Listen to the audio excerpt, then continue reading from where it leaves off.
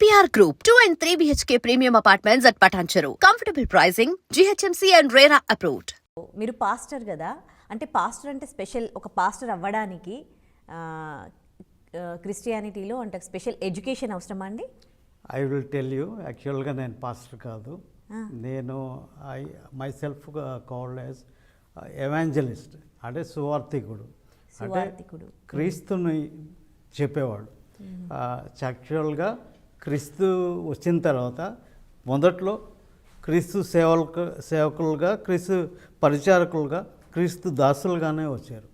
వాళ్ళంతా క్రీస్తును బోధించారు, అలాగే సాగింది. ఆ తర్వాత పాస్టర్స్, బిషప్స్ రకరకాలు వచ్చారు. అవన్నీ అంటే హోదాల కోసం వాడాయి. మామూలుగా ఏంటంటే చాలా వరకు అంటే క్రీస్తును ఎవరైతే బోధిస్తారో, అంటే క్రీస్తు యొక్క శుభవార్తను ఎవరు తెలియజేస్తారో వాళ్ళంతా సువార్థికులుగా చెప్పుకుంటారు. I consider my self as evangelist.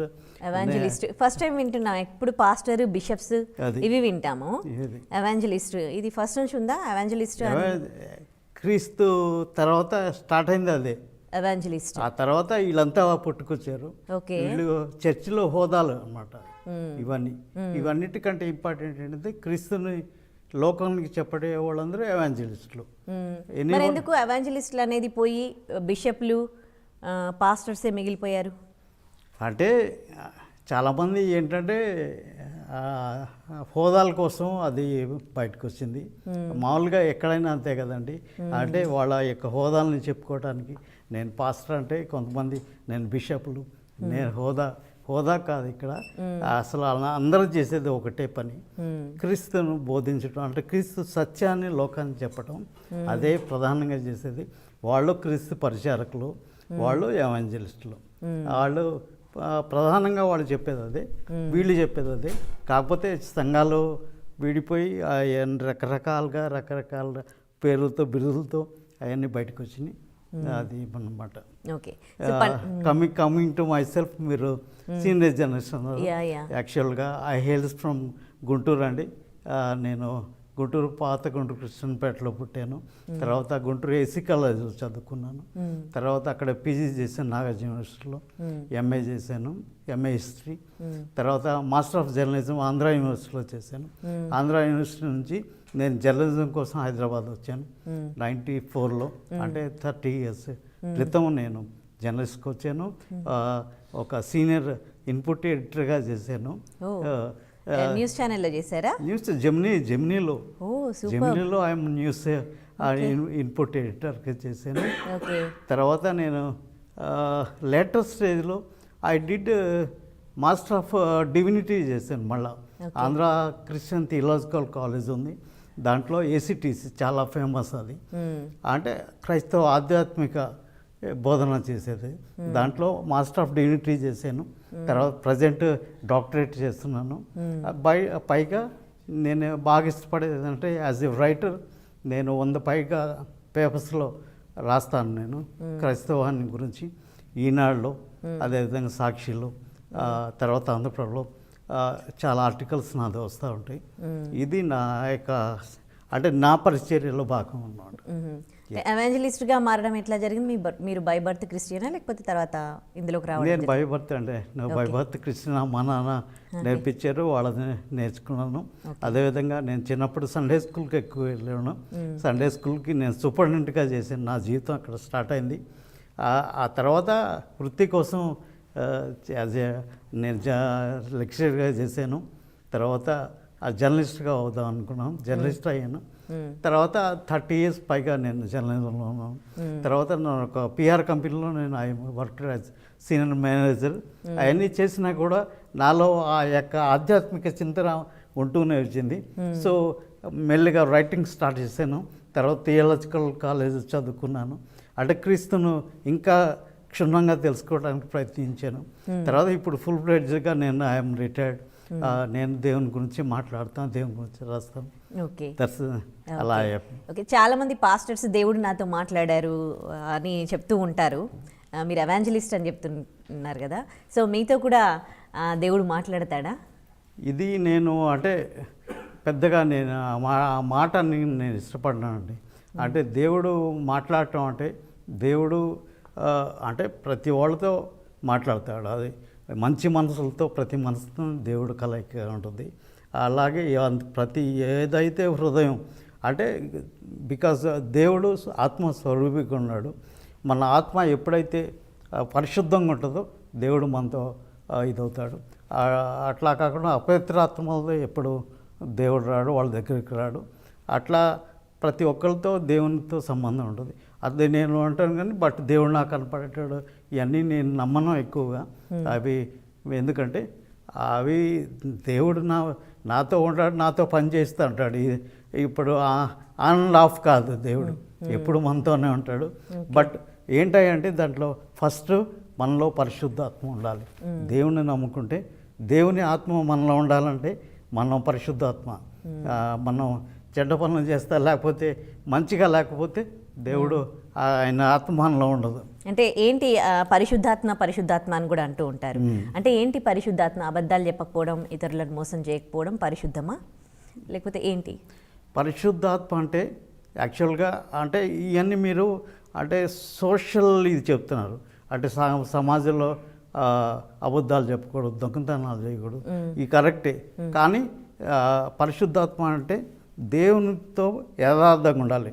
అంటే నా జీవితంలో నేను దేవునికి యథార్థంగా ఉన్నాను లేదా అంటే ఏ విషయంలోనైనా అది అంటే as a husband, as a father, సొసైటీలో యాజ్ ఏ లీడర్, లేకపోతే ఏ రకన్నా ఎక్కడ కూడా మనం వాటికి అవకాశం లేకుండా తప్పుడు పనులు చేయకుండా నిజమైన మనస్సాక్షితో దేవుని నేను చేతులు ఎత్తేటప్పుడు నా చేతిలో అపవిత్రతలు ఉండకూడదు. అది ఉన్నప్పుడు దేవుడు ఖచ్చితంగా మనం సందర్శిస్తాడు. మరి అలాంటప్పుడు ఇప్పుడు చర్చ్లలో డైరెక్ట్ డాక్టర్స్ అయిపోతూ ఉన్నారు, పాస్టర్స్ మెడిసిన్స్ ఇస్తూ ఉన్నారు, ట్రీట్మెంట్స్ చేస్తూ ఉన్నారు. ఇదంతా ఏంటి? ఇది అంటే సమాజంలో ఇప్పుడు ఎవరిని ఏమనలేమండి. ఏ మతం చూసుకున్నా ఇవన్నీ మీరు చెప్పే అన్నీ జరుగుతున్నాయి. కాబట్టి దానికి ఇది లేదు. అంటే వాళ్ళ యొక్క దేవునితో ఎలా ఉన్నారు అనే దాన్ని బట్టి అది ముందుకు నడుస్తుంది. దేవునితో లేని వాళ్ళు ఏం చేస్తారంటే అది వ్యాపార రంగం మార్చుకుంటారు.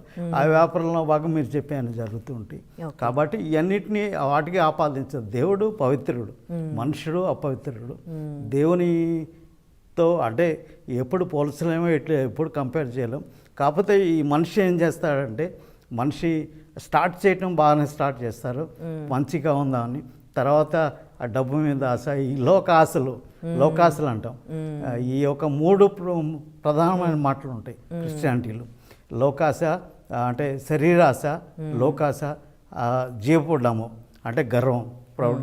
ఇవన్నీ ఏం చేస్తుంటే మనిషిని పక్కన నెడితే అన్నిట్లో భాగంగా అంటే గర్వంగా నేను ఇంత గొప్పవాడిని, లేకపోతే ఇందాక మీరు అన్నారు దేవుడు మాట్లాడతాడని వాళ్ళ చెప్పేదంతా అంటే కొన్నిసార్లు వాళ్ళకి చెప్పుకుంటారు. మేబీ అది జరిగి ఉండొచ్చాము, బట్ అది చెప్పుకోవాల్సిన అవసరం లేదు.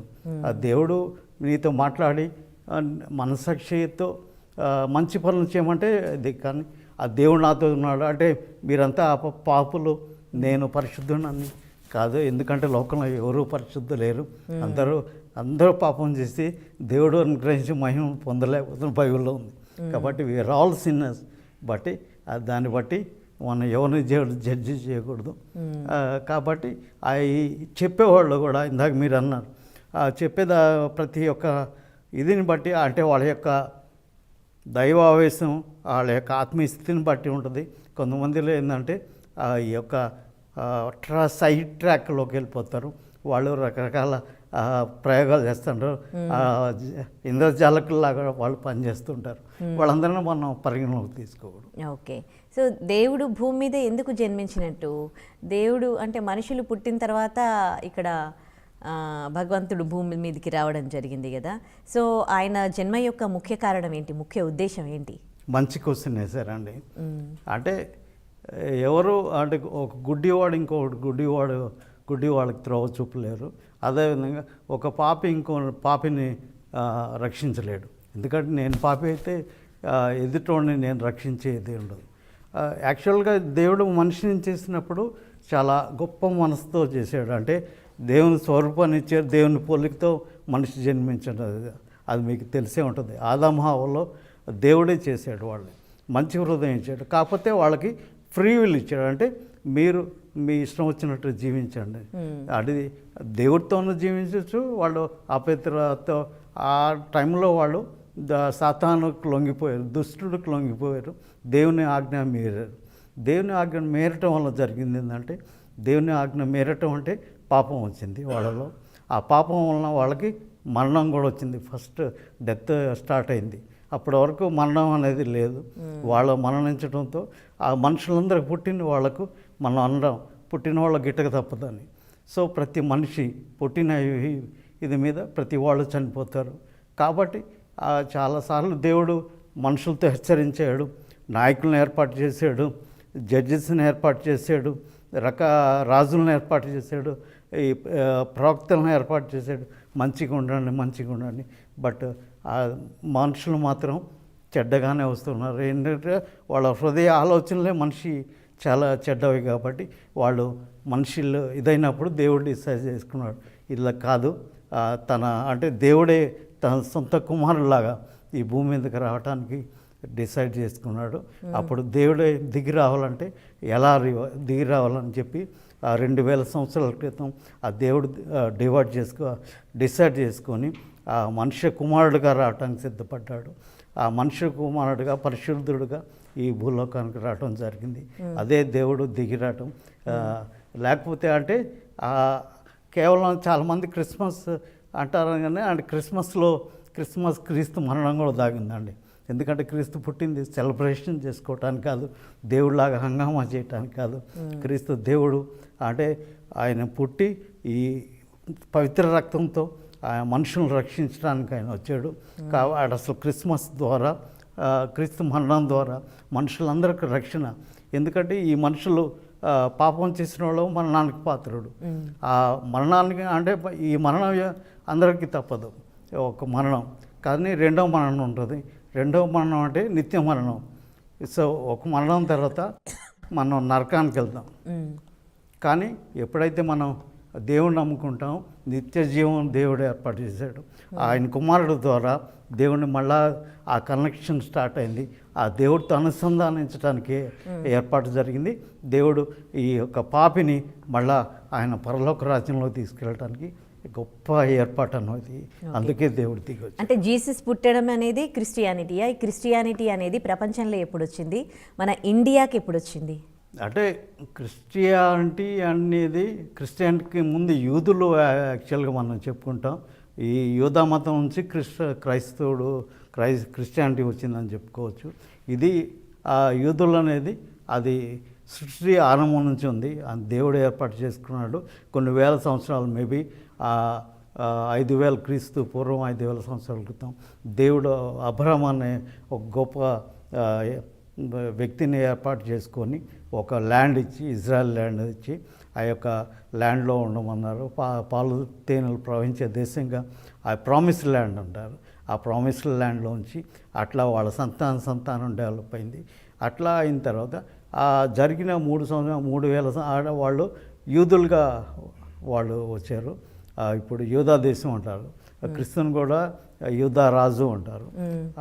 అన్న తర్వాత క్రీస్తు వచ్చిన తర్వాత క్రైస్తవయం మొదలైందని చెప్పైతే. ఎందుకంటే క్రీస్తు చనిపోయిన తర్వాత చాలామంది ఎవరైతే క్రీస్తుని అనుసరించి, ఎందుకంటే యూదులు ఇప్పటికీ నమ్మరు.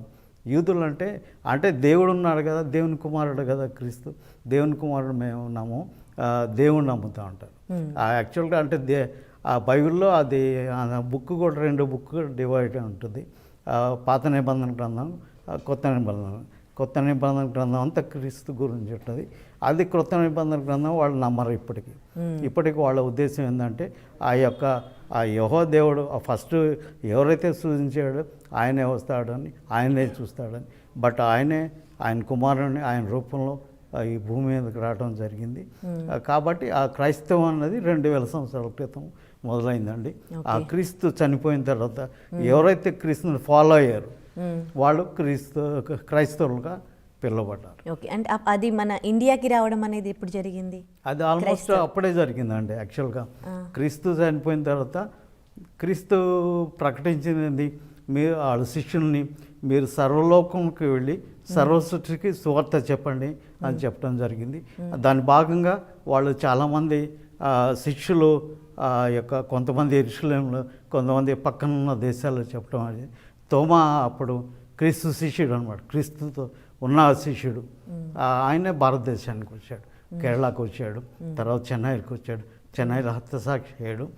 సో అప్పటి నుంచి అంటే ఆల్మోస్ట్ క్రీస్తు చనిపోయినప్పుడు 2000 సంవత్సరాల క్రితం క్రైస్తవం భారతదేశానికి వచ్చింది. ఓకే. సో అంటే అందరినీ ప్రజలను కాపాడడానికి రక్షణ కోసం భగవంతుడు మనిషికి జన్మించాడు కదా. వచ్చినాక బిఫోర్ ఎలాంటి రక్షణ లేదు, క్రైస్తవుడు జీసస్ వచ్చినాక ఎలాంటి ప్రొటెక్షన్ అనేది వచ్చింది మనుషులకి? అంటే ఇప్పుడు యాక్చువల్గా ప్రతి మనిషికి ఒక జడ్జిమెంట్, తీర్పు దినం అని ఉంటుంది. ఆ తీర్పు దినంలో ప్రతి వాళ్ళు దేవుడి ముందు ఉంచవాలి. మీరు అన్నట్టు క్రీస్తు ముందు ఉన్న వాళ్ళు కూడా నుంచుంటారు. తర్వాత వాళ్ళకి ఎలాంటి తీర్పు ఉండదండి. అంటే వాళ్ళ యొక్క మంచి క్రియలను బట్టి దేవుడు తీర్పు తీరుస్తాడు.